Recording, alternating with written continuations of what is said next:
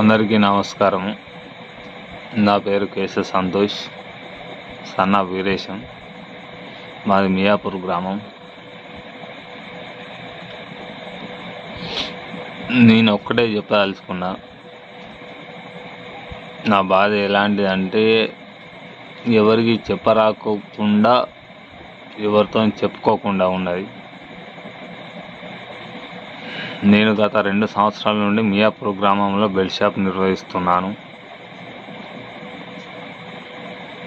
అయితే మొన్న కొత్తగా రీసెంట్లీగా వైన్ షాపులు వచ్చిన నుండి,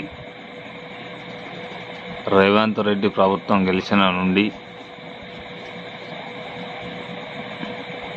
అదుపు లేకుండా పోయింది. రేవంత్ రెడ్డి ప్రభుత్వంలో వాస్తవానికి మా ప్రభుత్వంలో బెల్ట్ షాపులు అనేటివి ఉండవని చెప్పిండు. కాకపోతే బెల్ట్ షాపులు ఉన్నాయి, కానీ మేము కూడా సంతోషిస్తున్నాం. ఎందుకంటే ప్రతి ఒక్కరు ఏదో ఒక దందా చేసుకొని బతకాలి, ఏదో ఒకటి వేసుకోవాలని జీవించాలి. కానీ రేవంత్ రెడ్డి బెల్ట్ షాపులు నిషేధించినా కూడా మేము వ్యతిరేకం చేస్తాం. కాకపోతే ఏంటంటే మాలాంటి వాళ్ళ గురించి ఆలోచించి రేవంత్ రెడ్డి కూడా పాపం బెల్ట్ షాపులు నడవని అని చెప్పి మా పొట్టకూటి గురించి, మా పిల్లల భవిష్యత్తు గురించి, మా బతుకు తెరువు గురించి అతను బెల్ట్ షాపులు నిషేధించలేదు. కాకపోతే నేను అతన్ని ఏమంటలేను, ముఖ్యమంత్రి గారిని ఏమంటలేను. కాకపోతే ఇక్కడ పెద్దపల్లి జిల్లా సుల్తానాబాద్ మండలంలో 8 వైన్ షాపులు ఉన్నాయి. సుల్తానాబాద్లో 5, సుగ్లాంపల్లిలో 1, కనుకులలో 1, గర్రెపల్లిలో 1. వీటన్నిటినీ తన ఆధీనంలోకి తీసుకున్న అతను దుగ్గ్యాల సంతోషరావు, సుగ్లాంపల్లి సంతోష్ రావు తీసుకొని ఒక సిండికేట్ వ్యవస్థను ఏర్పరిచి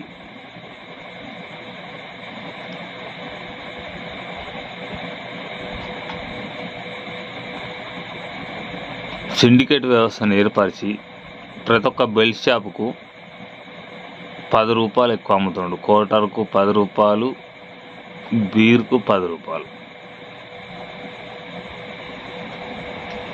ఇలా అమ్మడం చేయబట్టి మేము బెల్ట్ షాపులో ఒక క్వార్టర్ పైన 30 రూపాయలు, బీర్ పైన 30 రూపాయలు మేము తీసుకుంటున్నాం. ఎందుకంటే మేము నార్మల్గా ఓసీ క్వార్టర్ 150 ఉన్నప్పుడు 170 రూపాయలు అమ్మేది.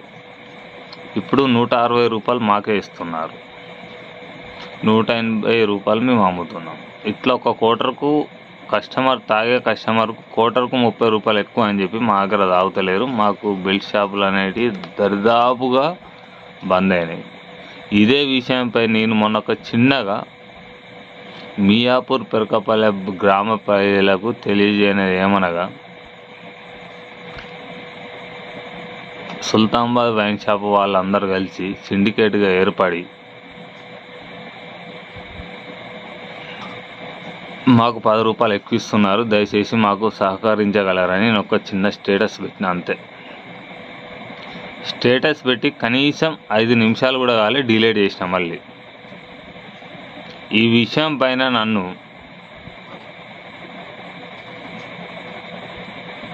ఎలా అంటే, నేను ఒక చనిపోయేటట్టు, నేను బతకడానికి భూమి మీద వీలు లేకున్నట్టు, ఇష్టం ఉన్నట్టు మాట్లాడతారు. ఎవరు? దుగ్గ్యాల సంతోషరావు ఒకరు, సిండికేట్లో పనిచేసే ఖైరా రమేష్, శుద్ధాలకు సంబంధించిన సంతోషరావు, అందులో పనిచేసే 3 వ్యక్తులు. నేను స్టేటస్ పెట్టి గత 4 రోజులు అవుతుంది. స్టేటస్ పెట్టిన తెల్లారి షాపుకు పోయినా, మళ్ళీ తెల్లారి షాపుకు పోయినా, నిన్న షాపుకు పోయినా, ఈరోజు షాపుకు పోయినా, సిండికేట్ షాప్. అయినా కూడా నేను పోయినప్పుడల్లా స్టేటస్ చూపిస్తారు.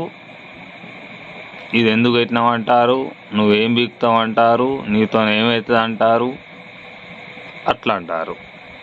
మరి నీ స్టేటస్ పెట్టినంత మాత్రాన ఏం బీక్తావు, ఏం చేస్తావు అన్న వ్యక్తులు మరి నన్ను ఎందుకు ఇట్లా టార్చర్ దెంగుతారు ఫోన్లు చేసి? మీకేం కాదుగా, మీకు ఆప్కార్ వాళ్ళు అందరి దగ్గరనే, పోలీస్ వాళ్ళు అందరి దగ్గరనే, కలెక్టర్ దగ్గరనే, మీకు అందరి దగ్గరనే. మీరు సిండికేట్ పెట్టడానికి కారణం వీళ్ళంతా డిపార్ట్మెంట్ వాళ్ళే.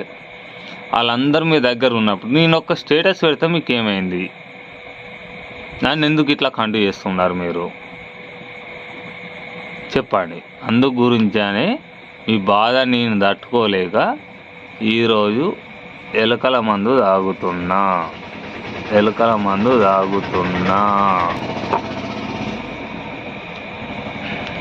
ఈ ఎలుకల మందు నేను తాగి చనిపోతున్నా. దీనికి కారణం ఎవరంటే దుగ్గ్యాల సంతోష్రావు ఒకరు, కైలా రమేష్ ఒకరు, సుద్దాల సంతోష్రావు ఒకరు. ఇక నేనేం చేయాలి? నాతో అయితలేదు. నా ఇజ్జేది మానం మొత్తం దెంగుతారు వీళ్ళు. ఇక నేను థమ్స్అప్లో కలుపుకొని తాగుతున్నా.